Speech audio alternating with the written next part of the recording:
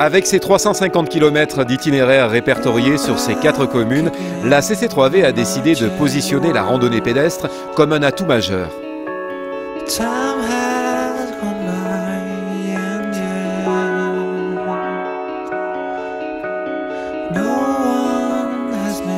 Deux agents de la CC3V sont ainsi chargés de créer et d'entretenir ce réseau de sentiers tout au long de l'année.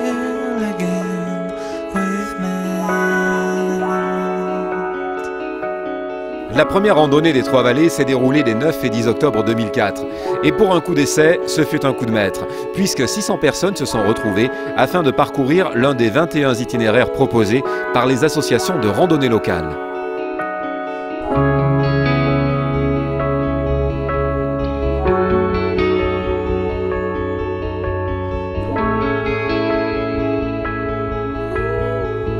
Cette manifestation contribue à créer une véritable dynamique autour de la randonnée pédestre.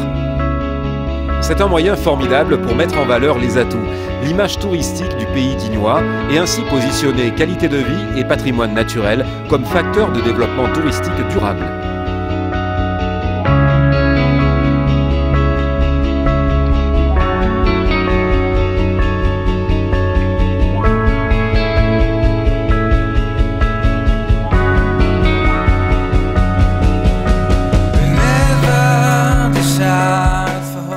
La communauté de communes des Trois-Vallées a organisé les 6 et 7 octobre 2012 sa 9e fête de la randonnée. 42 itinéraires de tout niveau étaient proposés, dont 8 week-ends avec nuitée.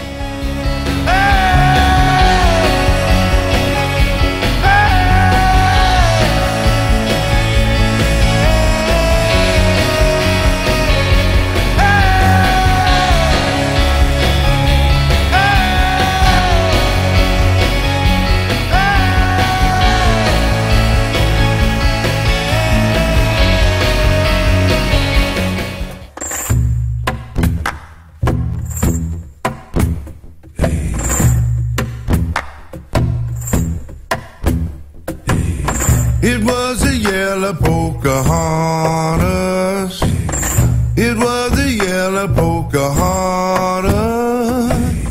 It was a yellow Pocahontas. Là, nous sommes sur le dernier tronçon d'aménagement des entrées de ville, compétence qui a été transférée lors de la création de la communauté de communes et qui part du rond-point des Ammonites, c'est-à-dire c'est le tronçon de l'ancienne route nationale 85.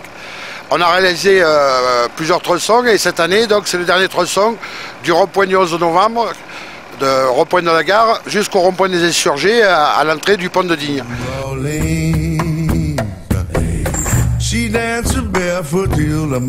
Aujourd'hui, nous sommes dans la réalisation finale, c'est-à-dire tout ce qui comporte les aménagements, c'est-à-dire l'élargissement des trottoirs, la nouvelle chaussée qui a été redéfinie, l'attention particulière portée aux arrêts de bus en même temps aux normes pour l'accessibilité aux personnes à mobilité réduite et également dans l'optique aussi que ce tronçon sera, on l'espère dans le futur, une artère principale de Digne.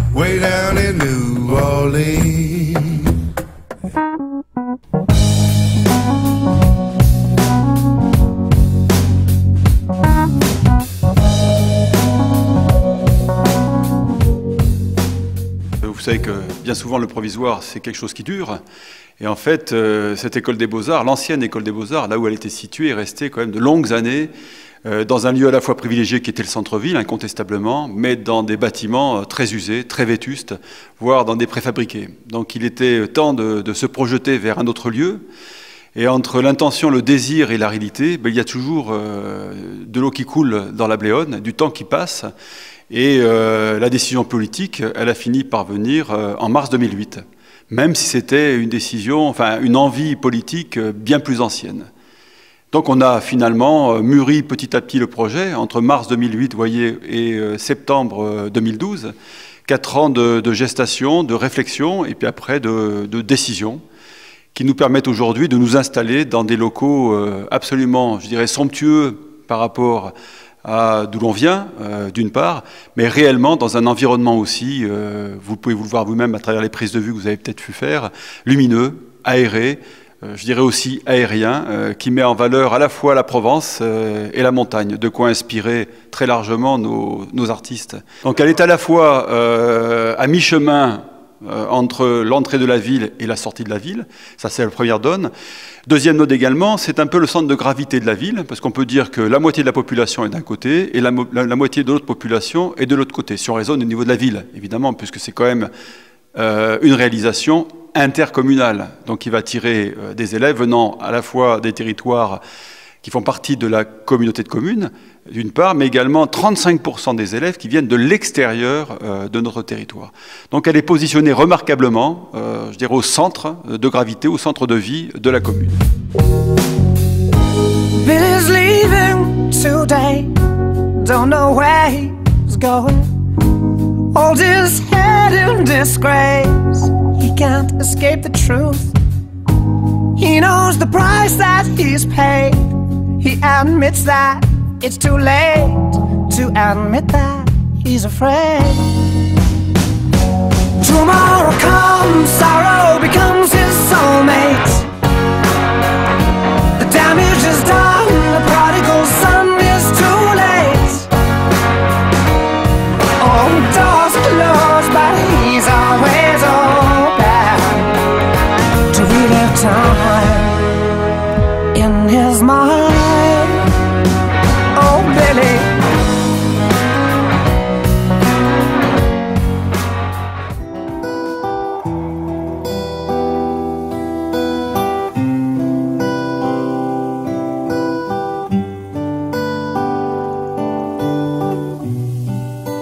Alors l'historique des thermes de Digne-les-Bains, donc les thermes ont été gérés pendant 18 ans par le groupe Eurothermes. Et nous avons repris la main, nous, en décembre 2009. La communauté de communes des Trois-Vallées a souhaité récupérer donc, les thermes et il a été créé une régie donc, à autonomie financière mais sans personnalité morale. Et à partir donc, de janvier 2010, ce sont la CC3V qui a géré les thermes à travers cette régie. Nous, le but, c'est quand même de refaire monter en puissance les thermes, de récupérer des clients. Nous tenons aujourd'hui à 5200 curistes.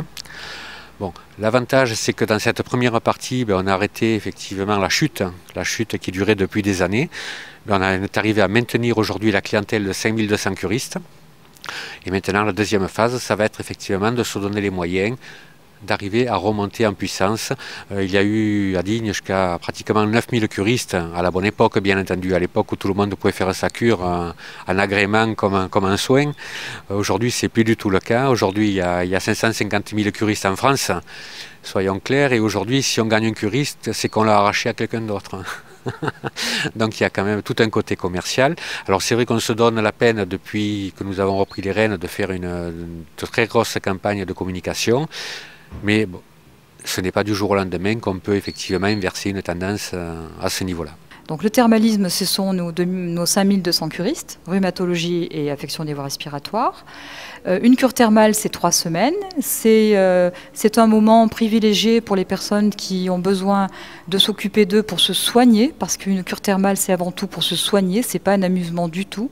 Et c'est vraiment, le bien-être est vraiment le complément idéal de la cure thermale. On n'a pas du tout les mêmes actions. D'un côté, le thermalisme, c'est du médical. Le bien-être, c'est du loisir.